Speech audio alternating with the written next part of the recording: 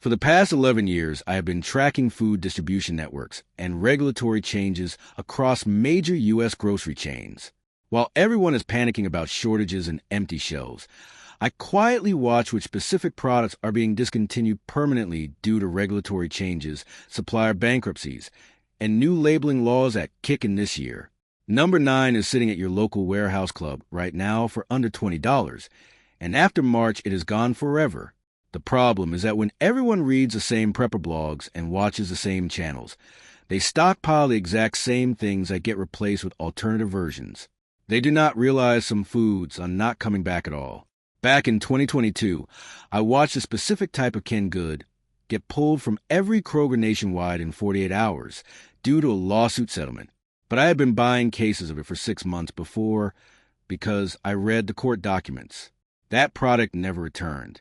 Today I am walking you through 13 foods being permanently discontinued from every major chain in 2026, with final shipments happening in March. If you want to keep eating these, you need to act now. And if you are not already subscribed, hit that button, because this information is not going to be on mainstream news until it's too late. Let me start with the one nobody sees coming. Number 13 sounds boring until you realize what it actually means for your pantry. Certain imported canned tomatoes from Italy, specifically the San Marzano DOP certified ones. Not all canned tomatoes, just the real ones with protected designation of origin. Here is what nobody talks about. New trade tariffs combined with stricter import inspections mean that several major importers are walking away from the U.S. market entirely. A guy who runs logistics for a regional grocery distributor, 23 years in the business, told me directly that his company is not renewing contracts after March because the new compliance costs exceed their profit margins. I opened a can from my stockpile last week that I bought 4 years ago. Tasted perfect. The acidity acts as a natural preservative. Here is what I do.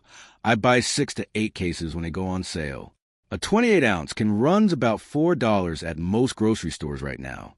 Meanwhile, people are spending $30 on mediocre Jared pasta sauce that tastes like ketchup. These cans will outlast most of what is in your pantry. And when March hits and these disappear, you'll be paying triple on secondary markets or settling for domestic versions that do not have the same flavor or texture. Most people have never even checked the DOP certification on the label, which means they do not know what they are losing. Number 12 is going to surprise you because it has been a staple for decades. Specific formulations of Aunt Jemima syrup, Pearl Milling Company syrup, with certain artificial ingredients, not the whole brand. Specific SKUs. New FDA labeling requirements are forcing reformulation, and instead of updating labels, the parent company is discontinuing 12 different product variations entirely. I know this sounds like inside baseball. Stay with me. Last year, during a supplier meeting that got leaked to trade publications, they confirmed these exact SKUs are being pulled rather than reformulated. The 24-ounce bottles are the ones disappearing.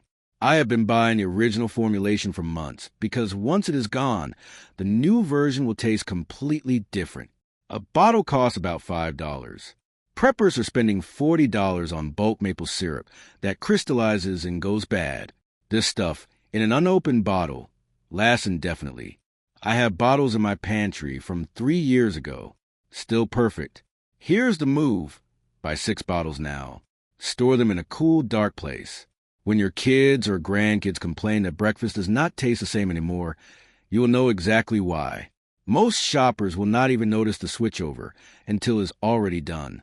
Number 11 is one that health-conscious people are going to hate hearing. Certain protein bars with specific sweetener blends, particularly ones using maltitol and sucralose together.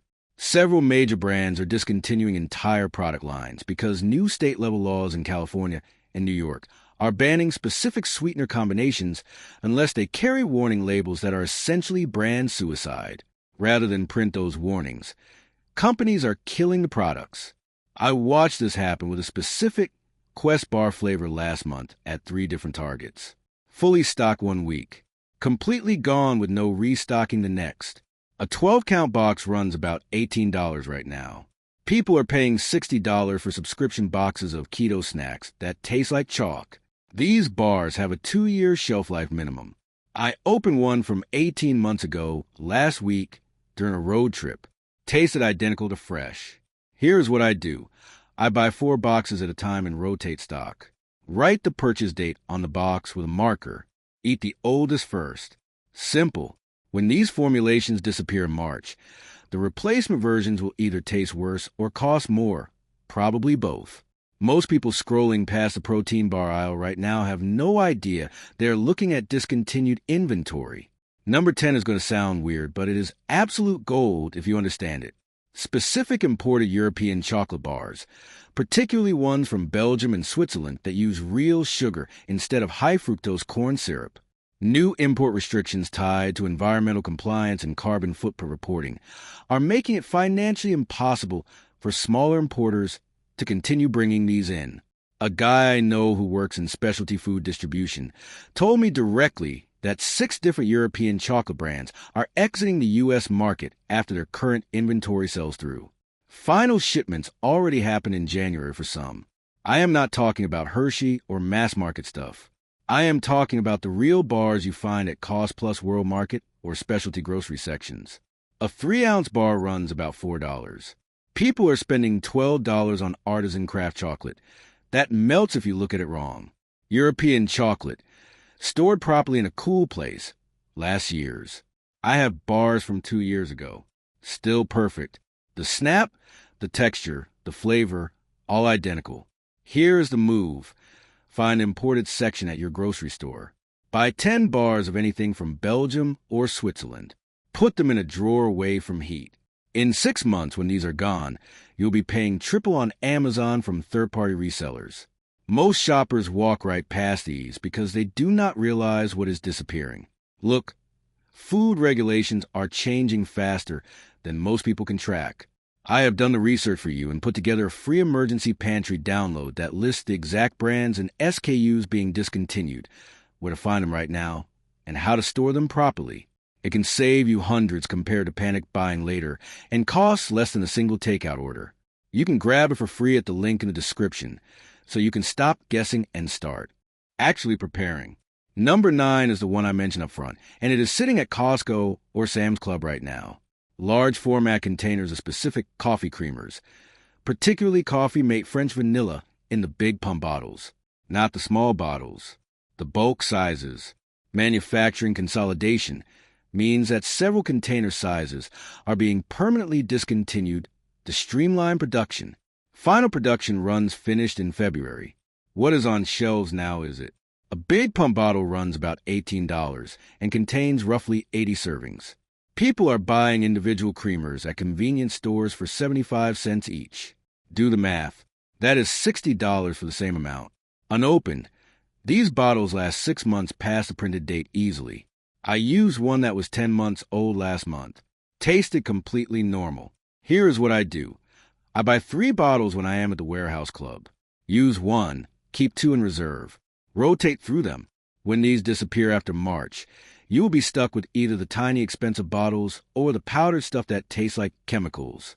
Most people do not even know that bulk sizes are separate SKUs that can be discontinued independently from smaller sizes. Number 8 is going to make parents angry. Specific Lunchables varieties, particularly the uploaded ones with drinks included. Not all Lunchables. Specific configurations. New school nutrition guidelines and vending regulations are forcing Kraft Heinz to discontinue several varieties that do not meet updated standards. They are not reformulating.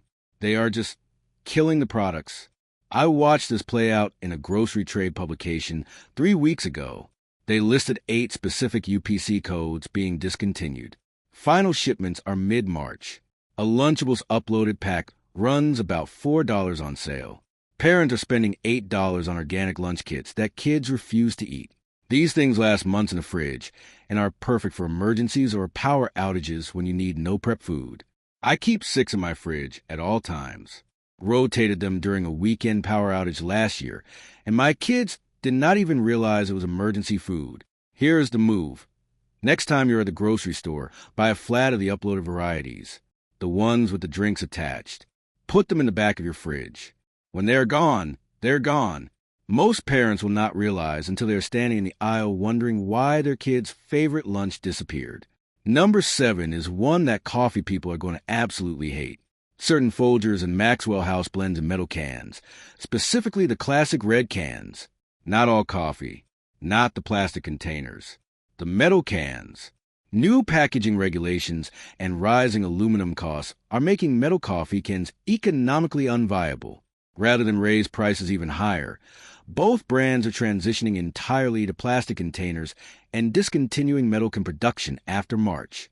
A 30-ounce metal can run about $11 right now. People are spending $18 on craft coffee in bags that go stale in 2 weeks. Coffee in an unopened metal can last years. I opened one from 4 years ago last month. Tasted completely normal. The metal can is actually superior for long-term storage compared to plastic. Here's what I do. I buy 4 cans at a time. Store them in a cool pantry. They stack perfectly. When metal cans disappear, you'll be stuck with plastic containers that let air in and degrade the coffee faster. Most coffee drinkers do not realize the container type affects shelf life more than the roast date. Number 6 sounds boring until you understand the implications. Specific instant mashed potato formats, particularly the large box formats of Idahoan and Betty Crocker, not the individual pouches. The big boxes that make 8 to 12 servings. Manufacturing consolidation means big boxes are being discontinued in favor of smaller, more expensive pouch formats. Final production is February. What is in distribution now is the last of it. A big box runs about $6 and makes 12 servings. That is 50 cents per serving. The individual pouches are $2 each for 1 serving. You are paying 4 times more for the exact same product in smaller packaging. Instant potatoes last indefinitely in a sealed box. I have boxes from 5 years ago. Still perfect. Here's the move. Buy 10 boxes now. They stack flat in the pantry. When you need a fast side dish or you are facing a power outage and need something dead simple, these are gold. When big boxes disappear after March, you'll be stuck paying quadruple for pouches or going without. Most people do not even check the per serving cost because they assume the pouches are more convenient. Number 5 is going to surprise anyone who buys snacks. Certain Nabisco cracker varieties in family-sized boxes, particularly Wheat Thins and Triscuits in boxes over 12 ounces. Not discontinuing the crackers themselves. Discontinuing the large format boxes. Same consolidation playbook as the potatoes. Smaller boxes mean more frequent purchases and higher prices. Final production runs for family-sized boxes wrapped in February. A family-sized box runs about $5 and contains about 20 servings. Smaller boxes are $3 for 8 servings. You are paying double per ounce. Unopened crackers in a sealed box last 6 months easily, sometimes longer. I ate crackers from 8 months ago last week. Still crispy. Here is what I do. I buy 6 family-sized boxes when they're on sale. Store them in a cool, dry place. Rotate through them. When family sizes disappear, you'll be paying twice as much for half the product. Most shoppers are going to think the smaller boxes were always the only option because the transition will happen quietly with no announcement. Number 4 is one that nobody is talking about, and it is going to hurt. Specific Jared pasta sauces with actual meat in them, particularly Prego and Ragu varieties with ground beef or sausage. New USDA labeling requirements for meat content in shelf-stable products are forcing reformulation or discontinuation, rather than deal with new compliance. Both brands are discontinuing all meat varieties after March. A 24-ounce jar with meat runs about $4. People are spending $9 on refrigerated sauces that last 5 days. These Jared sauces, unopened, last 2 years minimum. I used one from 3 years ago last month. Tasted perfect. Here is the move. Next time you are at a grocery store, look for any Prego or Ragu with meat on the label. Buy 6 jars. Store them in a pantry. When they are gone, your only options will be meatless sauce or expensive refrigerated versions. Most people are going to notice when their favorite sauce is just gone one day with no explanation and no alternative. Number 3 is going to make breakfast people furious. Certain Jimmy Dean frozen breakfast sandwiches. specifically the croissant varieties in multi-packs. Not the bowls, not the biscuit sandwiches, the croissant ones. Manufacturing line consolidation means croissant varieties are being discontinued to focus on higher-margin biscuit versions. Final production already happened in January. What is in freezers now is it? A 4-pack runs about $8, $2 per sandwich. People are stopping at drive-thrus paying $5 for one sandwich. These last months in the freezer and are perfect for quick breakfasts or emergencies. I keep 8 sandwiches in my freezer at all times. Ate one during a rush morning last week. Microwave, 2 minutes, done. Here is the move. Go to the frozen breakfast aisle. Buy every Jimmy Dean croissant multi-pack you see. Load your freezer. When they are gone, you'll be stuck with biscuit versions that are greasier and less satisfying or paying drive-through prices. Most people will not even notice until their favorite breakfast option just is not there anymore. Number 2 is one that almost everyone uses and nobody is paying attention to. Specific Kraft salad dressing varieties in glass bottles, particularly certain ranch and Italian flavors. Not plastic bottles, glass bottles. Same story as the coffee cans. Glass costs are making certain formats unprofitable. Rather than raise prices, they are transitioning entirely to plastic and discontinuing glass production after March. A 16-ounce glass bottle runs about $4. The plastic version is the same price, but lower quality and shorter shelf life. Glass bottles, unopened, last year's. Plastic bottles degrade and let air in. I have glass bottles of dressing from 2 years ago. Still perfect. Here's what I do. I buy 6 glass bottles of ranch and Italian. Store them in a cool pantry. Glass is chemically inert. It does not affect flavor over time like plastic does.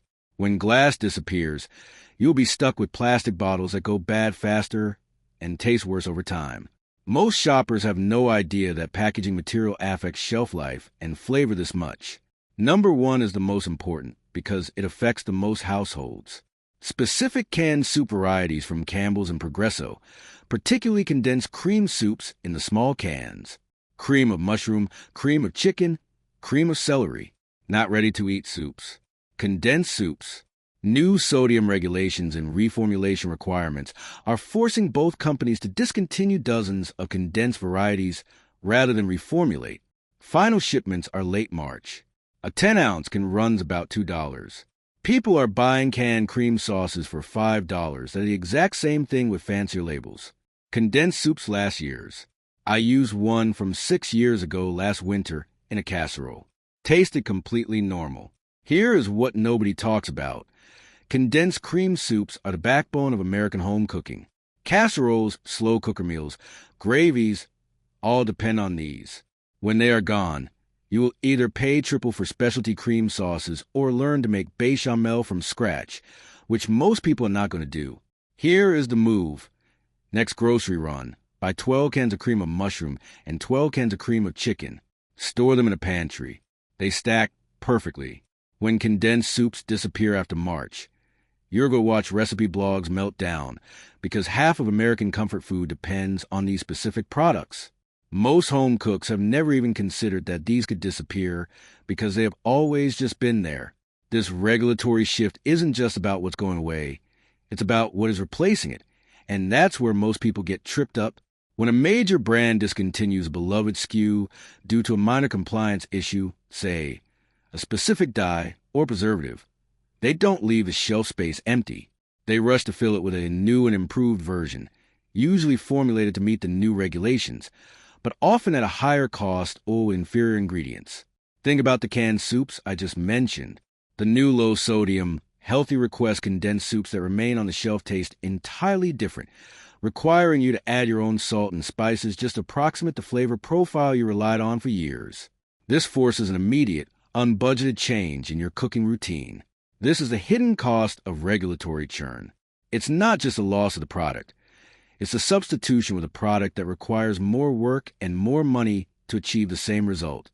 The new pasta sauces without meat, they are forcing you to buy ground beef separately and cook it in, doubling your meal prep time. The replacement protein bars, they swap out the banned sweeteners for expensive alternatives, immediately spiking the price of your quick snack. Most shoppers will see the familiar brand name, grab the replacement, and not realize they're paying a premium for a downgrade until they get home and the taste test fails. My entire system is built on anticipating these quiet, stealth downgrades before the market transitions. While everyone is distracted by the sudden scarcity of the original item, I'm analyzing the ingredients of the planned replacement to see if it's worth even bothering with. In almost every case on this list, the replacement product is not a good long-term prep option. That's why acting now is critical. While everyone else is going to be standing in empty aisles in April wondering where their favorite foods went, you now know exactly which 13 products are disappearing and why. You've got a 2-month window to act. Drop a comment and tell me which of these you're stocking up on first, because I want to know what matters most to you and your family. Next week, I am revealing the 7 grocery store tactics designed to make you panic by the wrong things during shortages, and how stores manipulate placement and pricing to clear inventory they know is being discontinued without ever telling you. You do not want to miss that one.